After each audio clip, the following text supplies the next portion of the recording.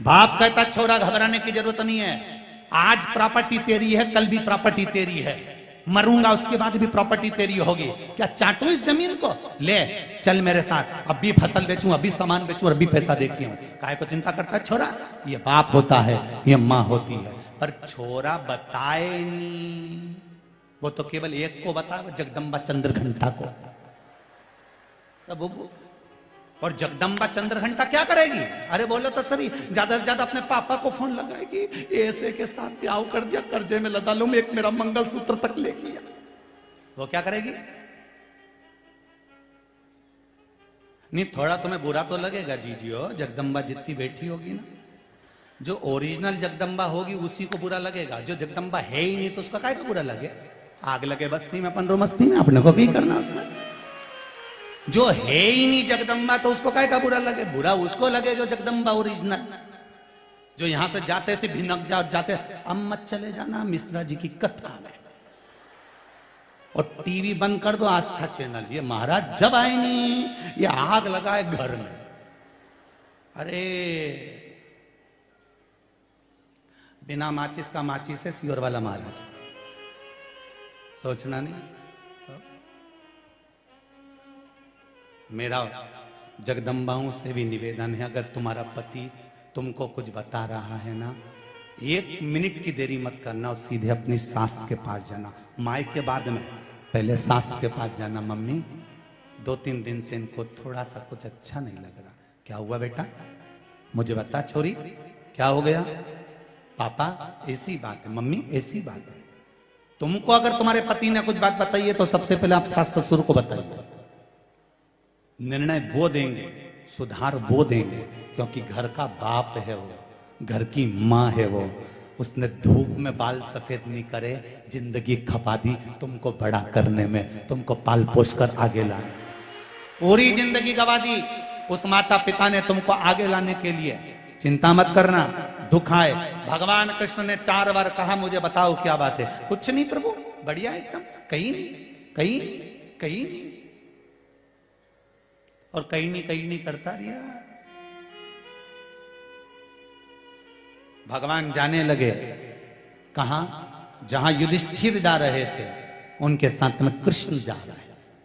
युधिष्ठिर ने अर्जुन से कहा कृष्ण साथ जा रहे हैं, इनके सामने चौसर कैसे खेलेंगे, जुआ कैसे खेलेंगे?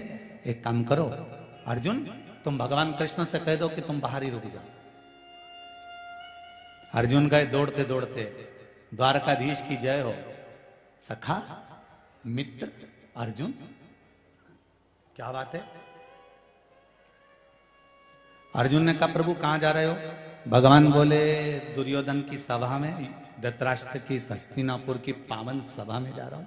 मैंने सुना है आज कुछ होने वाला है। भगवान को तो सब मालूम था, पर के तो सभी कुछ होने वाला है। अर्जुन ने कहा द्वारका नाथ से प्रभु हाथ जोड़ के निवेदन करता हूं आप बाहर रहना, हम अंदर जा रहे हैं। भगवान कहने लगे मेरी जरूरत है अंदर, मैं चलूंगा नहीं।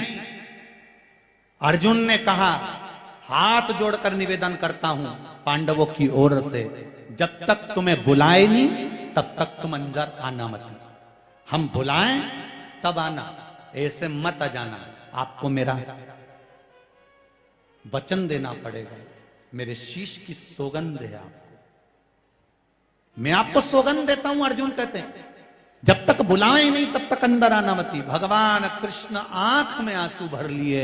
हस्तिनापुर के दरवाजे के बाहर एक कुर्सी लगी हुई थी, सिंहासन लगा हुआ था, जिसको वेटिंग सीट कहते हैं, वेट करने के लिए मां बैठ गए। अंदर चौसर चालू हुई। पांडव हारने लगे, कौरव जीतने लगे। फिर कौरव हारने लगे, पांडव जीतने लगे। पांडव जब जीतने लगे इतनी देर में दुर्योधन ने कह दिया अब मेरा मामा खेलेगा, शकुनी मामा खेलेगा। भगवान कुर्सी पे से खड़े हो गए कि अकल आएगी पांडवों को जब ये दुर्योधन कह रहा है कि मेरा मामा खेलेगा, तो पांडव चिल्लाकर कहेंगे हमारा द्वारका नाथ खेलेगा। भगवान खड़े हो गए कि अब मेरे पांडव कहेंगे कि अब द्वारकाधीश चौसर खेलने के लिए आएगा, अब मुझे ये बुलाएंगे। पर ये खेल खेल के हार गए, सब कुछ हार गए, द्रौपदी को भी हार गए। तब तक इन्होंने कृष्ण को नहीं बुलाया। कृष्ण आंख से आंसू बहाते रहे, छटपटाते रहे, आवाज तो दे दो मुझको, मैं आ जाऊंगा, तुम बुलाओ तो मुझको, मैं आ जाऊंगा। नहीं आए। तब आखिरी में द्रौपदी का जब चीर खिंचाने लगा और द्रौपदी रोती हुई गुरु द्रोणाचार्य के सामने पहुंची, गुरुदेव आप तो साथ दे दो। भीष्म पितामह ने मना कर दिया कि जैसा खाया अन्न वैसा हो गया मन, मैं नहीं बोल सकता। सबने मना कर दिया, धृतराष्ट्र गांधारी ने भी मना कर दिया। गुरुदेव आपने गुरु मंत्र दिया है, आपकी शिष्या को मैंने गुरु मंत्र लिया है, कम से कम कोई साथ नहीं देता, गुरुदेव आप तो साथ दे दो। तो गुरु द्रोणाचार्य ने कहा सुन बेटा, मैं तेरा गुरु हूं, मैं भी तेरा साथ नहीं दूंगा। बहुत अच्छे से सुन लेना रही देपालपुर वाली जी जी, सियोर वाला महाराज तुम्हारा साथ नहीं देगा, आज भी लिख के रख लो। जो गुरु द्रोणाचार्य ने कहा था, और कहीं का महाराज तुमसे कहे कि हम बैठे हैं तुम तो जाओ, हम बैठे हैं तुम तो करो ये काम, तो समझ लेना कि दो चार रटेची का काम है। समझ लेना कि कहीं ना कहीं गरुण घंटी बजने वाली है, क्योंकि भागवत जी कह रही है कि गुरु द्रोणाचार्य करें। सुन द्रौपदी, मैंने तुझे गुरु मंत्र दिया, मैं साथ नहीं दूंगा, पर सुन इस सभा में जितने बैठे हैं कोई तेरा साथ नहीं देगा, पर द्रौपदी जो मैंने तुझे मंत्र दिया था उस मंत्र को जपना चालू कर, वो तेरा साथ देगा। आपको भी एक मंत्र दिया है, सियोर वाला महाराज तुम्हारा साथ नहीं देगा, रिश्तेदार नातेदार कुटुंब और कबीले वाले साथ नहीं देंगे।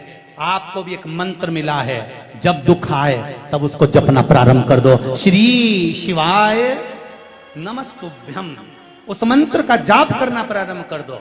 देखो जपो।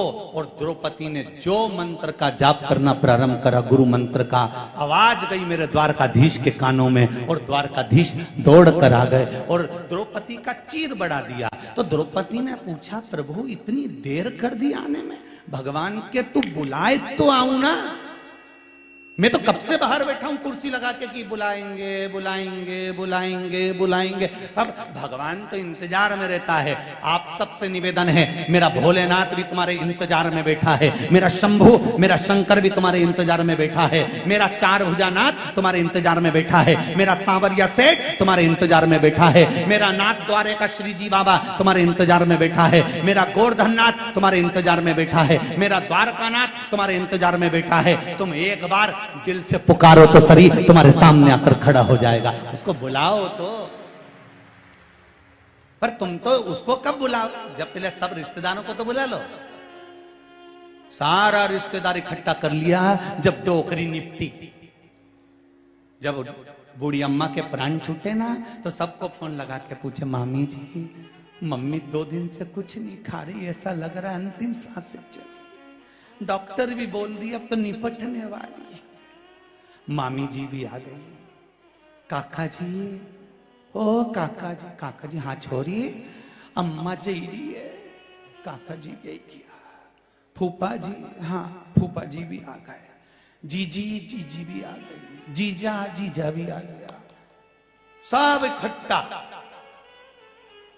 मरने वाले के प्राण छूट रहे हैं, सब उसके पलंग के आसपास खड़े हैं। इधर से कोई आवाज लगा रहा, जीजी बोलो तो एक बार देखो तुम्हारा छोरा खड़ा। जीजी उस छोरा को देखी और आंख में से आंसू बहाए, बोल तो सके नहीं, अंतिम समय में आंख में से आंसू गिर रहा। तो इतने में मौसी बोली देखो छोरा को पहचान गई। अरे क्या पहचान गई? आंख में आंसू इसलिए आ रहा है कि इनके लिए जोड़ जोड़ के मर गई, कभी मुख से राम नाम और कृष्ण नाम नहीं लिया, इसलिए आज ऐसे जाना पड़ रहा है।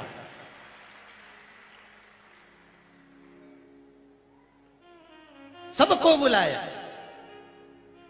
अरे हाथी की कथा कहती है, गजेंद्र मोक्ष की कथा श्रीमद् भागवत की।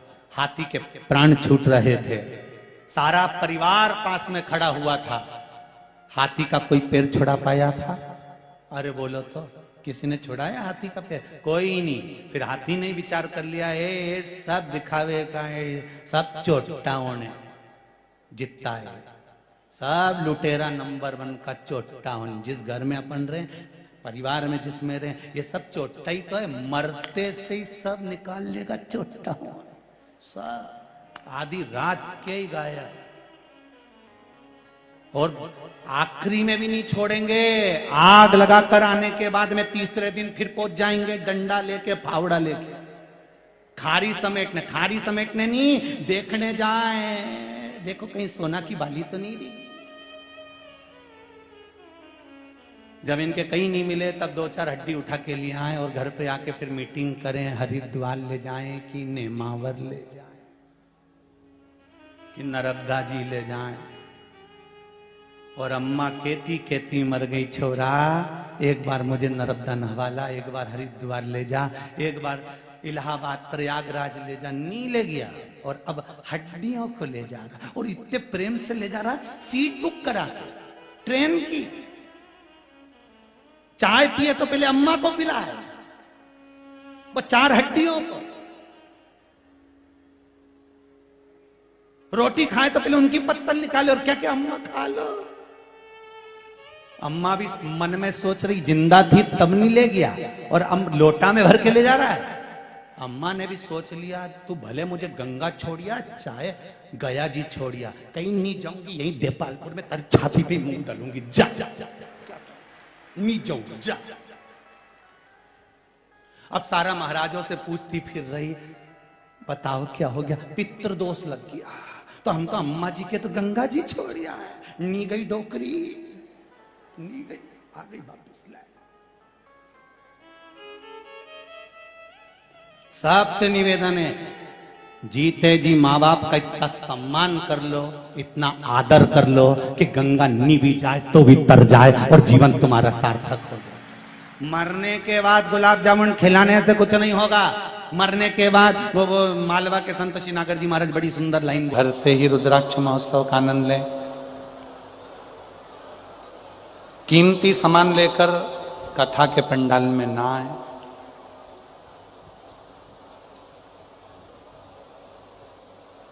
हम जानते हैं कि रुद्राक्ष महोत्सव में बैठकर कथा श्रवण करने पर जो बाबा से प्रार्थना करी जाती है, देवाधिदेव महादेव उस प्रार्थना को स्वीकार करते हैं, बाबा श्रवण करते हैं। दिल से देवाधिदेव महादेव की आराधना साधना सुख दे।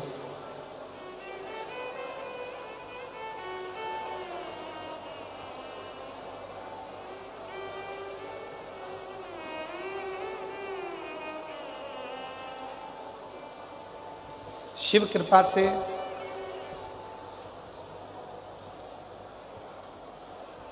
बाबा से अपने मन का भाव कहिए, दिल से प्रार्थना करिए,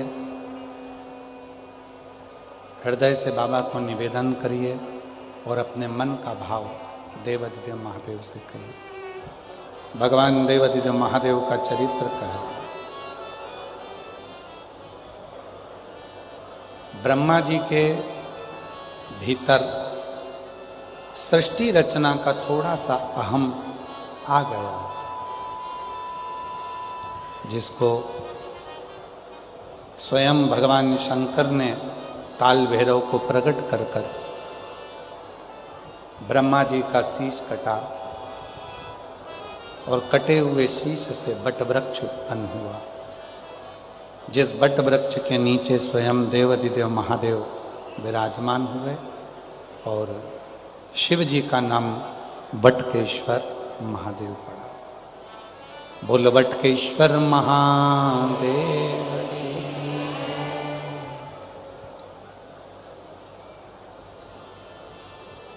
एक विश्वास, एक सत्य, ये 2 चीजें भगवान शंकर को प्रिय है। तो वो भी के ऐसी मरी मरी मरी तरी सब धरा रहे। अरे भाई,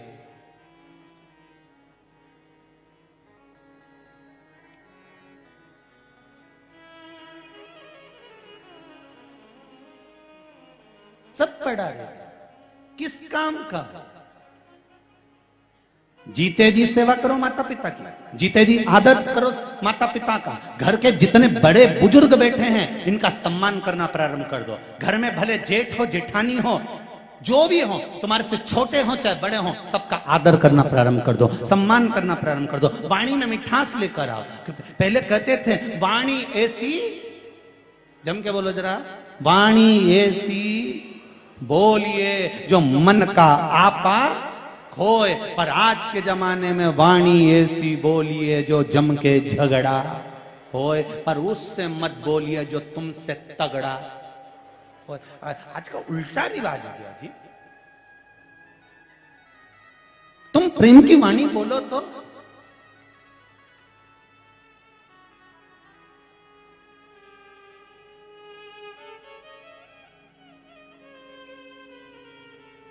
रे मन मुसाफिर निकलना पड़ेगा, काया कुटीर खाली करना पड़ेगा।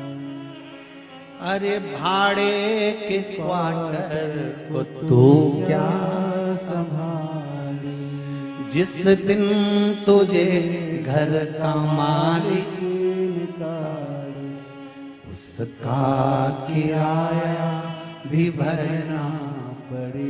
भगवान कृष्ण को यह याद था कि सुदामा मेरा मित्र है, तो फिर भगवान इंतजार क्यों करे उसको 3 लोक का राज्य देने में? सुदामा तो मित्र था। और सुदामा जी करते क्या थे आपको मालूम है? पूरे गांव में भगवान के नाम का उच्चारण करना, भिक्षा थोड़ी सी ग्रहण कर कर अपने परिवार का पालन करना। माता जी ने प्रश्न किया क्या मुझे मंदिर जाना जरूरी है? हमें मंदिर जाना जरूरी है? हम घर में भी तो भगवान शंकर को 1 लोटा जल चढ़ा सकते, चढ़ाओ। सुदामा भी अपने नगर में, अपने गांव में भगवान का भजन करते थे, भजन करते, कीर्तन करते, मंत्र जाप करते, स्मरण करते। फिर भी सुदामा जी का जो दुख था, सुदामा जी की जो तकलीफ थी, वो कटी नहीं। फिर सुदामा जी का दुख कब कटा? कब पहुंचे सुदामा जी? जब एक तंदूल थोड़ा सा पड़ोसन से हाथ से मांगकर पत्नी के पल्लू में सुशीला के फटे हुए उस वस्त्र में डालकर बांधकर भगवान द्वारकानाथ के दरवाजे पर जब वो पहुंचे, तब भगवान ने बस देखा, पूछा भी नहीं कि दुख क्या है, और भगवान द्वारकानाथ ने उसका दुख काट दिया। भगवान द्वारकाधीश ने उनका दुख काट दिया।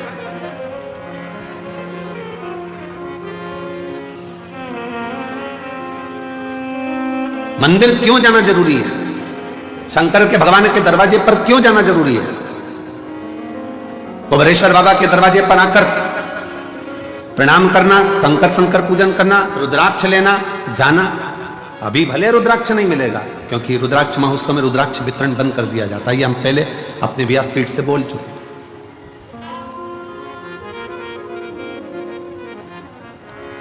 क्यों जाना जरूरी है मंदिर तक? मंदिर तक जाना बहुत जरूरी है, क्योंकि सुदामा भगवान कृष्ण तक गए तो 3 लोक का राज्य पा गए। उसी तरह जब हम भगवान के दरवाजे पर जाते हैं, भले कुछ मत मांगो,